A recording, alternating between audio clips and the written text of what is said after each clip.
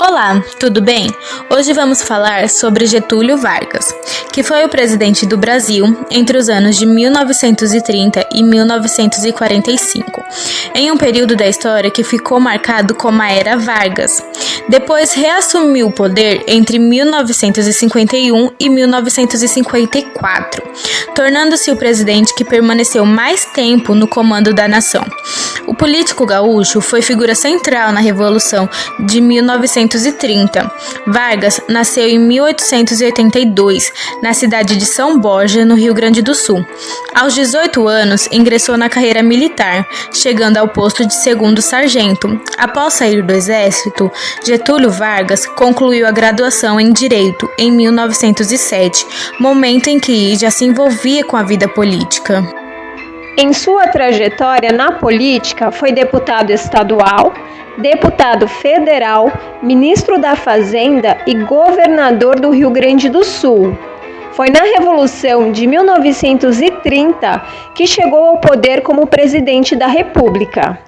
O político foi responsável pela modernização e pelo investimento nas indústrias no Brasil, rompendo com a predominância agrária, ruralista e cafeicultora da República Oligárquica. Vargas é também conhecido pelas políticas trabalhistas, que fizeram ficar conhecido como o pai dos pobres.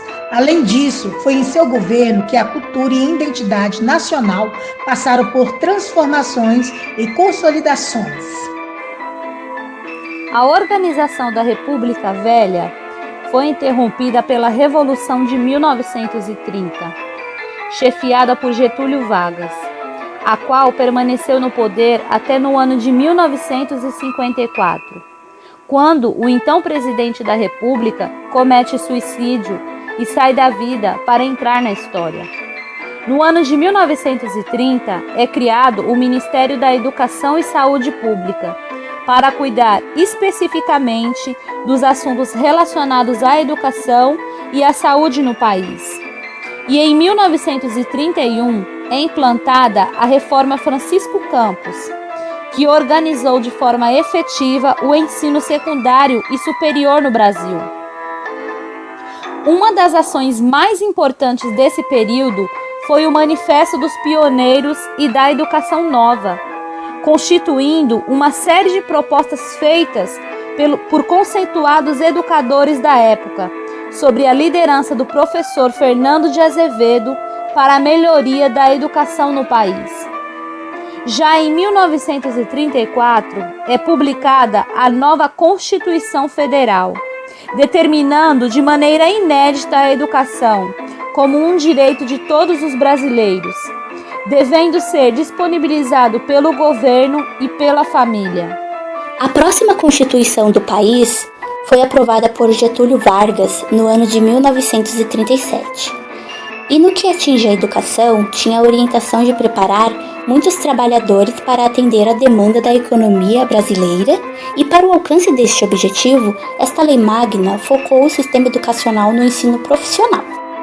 Outra contribuição importante da Constituição Federal de 1937 foi a permissão, existente até os dias atuais, de que o ensino fosse oferecido por entidades públicas e particulares, bem como determinou a obrigação da oferta apenas do ensino primário.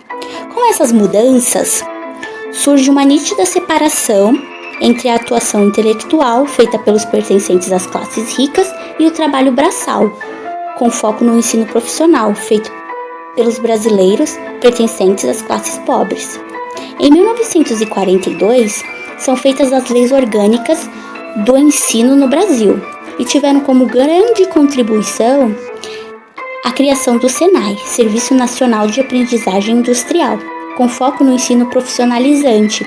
Era de extrema importância profissionalizar a massa trabalhadora precocemente no ensino secundário, devido à realidade socioeconômica em que se inseria o país naquele momento.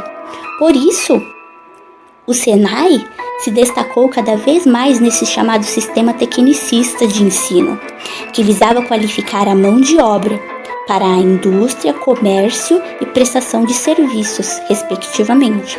Portanto, com o final da Era Vargas, Em 1954, surge uma estrutura de educação no país que era composta por ensino primário, com 5 anos de duração, ensino ginasial, que durava 4 anos, e um ensino colegial, nas modalidades clássicas ou científicas, que durava 3 anos.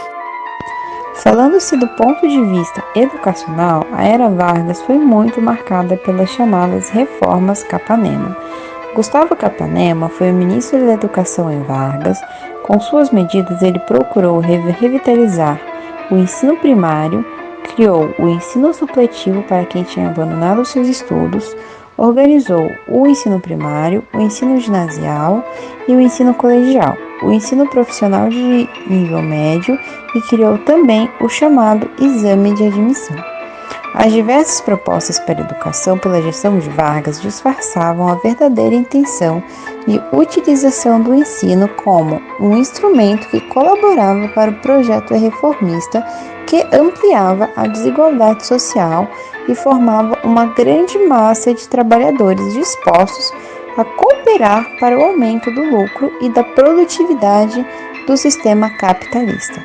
Foram esses princípios que nortearam as reformas para a educação na Era Vargas, as quais certamente influenciaram para a configuração da atual sociedade. Na Era Vargas, dividiu-se de maneira muito nítida o ensino das elites e das massas trabalhadoras.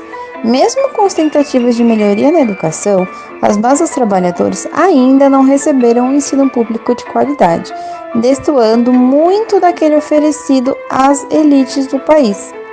Nos anos de 1950, o desenvolvimento industrial ganha mais foco com o presidente Juscelino Kubitschek, prometendo tirar o Brasil do atraso, mas a educação continua tendo dificuldades para se alavancar no país.